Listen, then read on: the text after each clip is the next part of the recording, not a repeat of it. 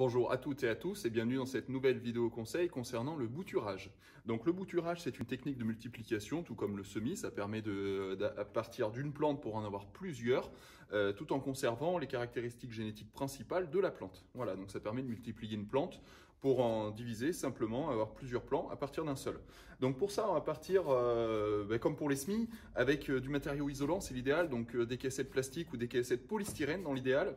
Ici, c'est alvéolé, c'est plus difficile à trouver, c'est plus utilisé au niveau professionnel, mais si vous trouvez des petites caissettes polystyrène ou même des petits godets, vous pouvez vous essayer à la bouture sans problème. Attention, il faut bien choisir la taille quand même, puisque plus un contenant sera grand, et plus il y a de risques d'excès d'eau ou de manque d'eau et de problèmes de maladies qui risqueraient justement de nuire à la reprise racinaire de votre plante. Donc il ne faut pas avoir trop grand au départ. Une petite bouture nécessite un petit emplacement pour faire des racines. Voilà. Donc on va remplir les alvéoles avec du terreau. Donc terreau de semis principalement, puisque c'est plus léger et forcément on aura une meilleure réussite. Voilà, on ne tasse pas avec excès parce que le but ça va être que la bouture pénètre le terreau sans s'abîmer. Donc on le répartit partout, mais on n'a pas besoin de tasser. Voilà, on fait juste un geste de la main partout pour vérifier que toutes les alvéoles soient pleines. Donc si vous êtes dans une caissette classique, vous la remplissez, vous la tassez à peine. Pareil dans un godet, vous pouvez faire un semis direct, une bouture directe en godet. Vous remplissez votre godet de terre, voilà, en faisant un petit dôme. Et vous effacez, en appuyant légèrement, vous effacez la bosse pour avoir une surface plane et à peine tassée. Voilà. Donc au niveau des boutures, il y a plein de plantes qui se bouturent, forcément. Vous pouvez profiter aussi d'une taille de plante. Si vous avez une plante à tailler, profitez-en pour récupérer les extrémités, les rameaux, et au lieu de les perdre, essayez de faire des boutures si vous le souhaitez. Voilà, ça permet de faire ses plants soi-même. Donc là, ici, on a l'exemple du géranium, par exemple, qui est une des plantes les plus connues et les plus courantes dans le commerce, et chez nous, tout le monde en a. Donc c'est très facile d'en trouver, et c'est très facile à multiplier également. Donc pour le géranium, on va faire principalement de la bouture de tête. Donc on va sélectionner la tête de la plante, puisque c'est ce qui repartira le plus facilement. Alors, il y en a qui coupent, moi je préfère casser, puisque en fait, il faut savoir que la zone qu'on appelle justement le nœud, là, donc le nœud c'est là où les branches démarrent. Donc sur un nœud, en fait, la tige est plus facile à casser parce qu'elle est un peu plus faible, et c'est là que se trouvent toutes les cellules qui vont permettre l'enracinement. C'est là où il y a le plus de cellules. Donc si vous coupez sur une tige, en plein milieu d'une tige, vous aurez bien moins de cellules nécessaires à l'enracinement que si vous coupez sur un nœud. Donc autant même casser carrément, il n'y a pas besoin de couper net, vous cassez comme ça, vous êtes sûr que ça cède au bon endroit.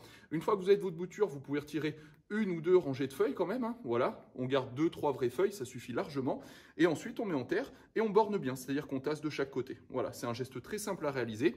Si vous avez des fleurs, ça veut dire que la plante est en floraison, donc forcément elle n'est pas apte à s'enraciner tout de suite, donc vous retirez les fleurs pour faciliter l'enracinement, parce que ce qu'on veut c'est des racines et pas des fleurs. Voilà. Vous la cassez au bon endroit. Sur le géranium, vraiment, vous allez voir, ça se casse tout seul. Et ensuite, on met en terre. Voilà. Et vous répétez l'opération autant de fois que vous avez de têtes disponibles. Voilà. Et avec de la tête, vous aurez une belle bouture. Ensuite, on va voir le cas, par exemple, d'un Plectantrus. Donc ça, c'est une plante un peu plus envahissante, qui est très jolie en feuillage. Donc pareil, on va casser la tête et faire une bouture avec la tête. Voilà, tout simplement. Et ensuite, on va faire du bouture de tronçon. Donc vous pouvez prendre un tronçon, hop. Voilà, et vous faites de la bouture de tronçon, comme ça il n'y a rien qui ne se perd. Alors la bouture de tronçon est un peu moins qualitative tout de même, puisque au lieu de partir sur une tête unique, ça va partir sur 2 ou 3 départs. Voilà, donc c'est quelque chose de moins régulier, mais ça permet d'éviter aussi le gaspillage. Donc voilà, vous pouvez faire de la bouture de tronçon sur le Plectantrus, ça marche très bien. Et aussi l'impatience, une plante qu'on cultive et qu'on maintient, une plante assez rare quand même, qui est peu présente dans le commerce. Donc les impatiences font des beaux bouquets de fleurs et de feuilles qu'il faut retirer, puisque forcément, plus on laisse de feuilles, moins la plante aura d'énergie pour développer des racines. Donc on retire les feuilles qui seraient en trop.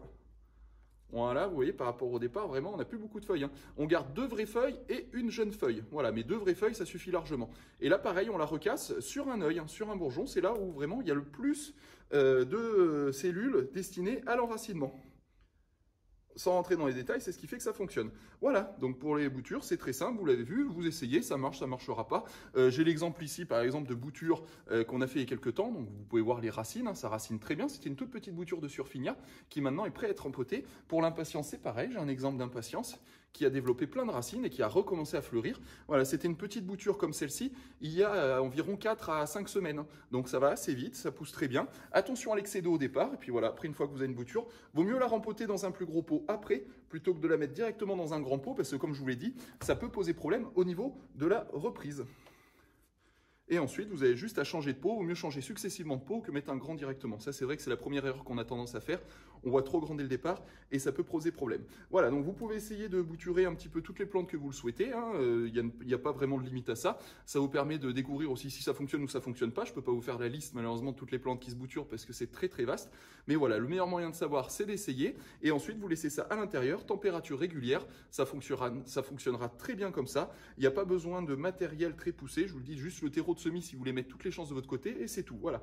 Si vous voulez accélérer l'enracinement, il y a une petite astuce qui consiste à mettre tout simplement de l'hormone de bouturage. Donc l'hormone de bouturage, c'est plus ou moins naturel déjà à la base. Et je ne suis pas forcément pour, ça ne sert à rien de me faire de l'hormone de bouturage. Mais si vous voulez booster l'enracinement naturellement plutôt qu'un hormone, ce que vous faites, c'est de l'eau de saule.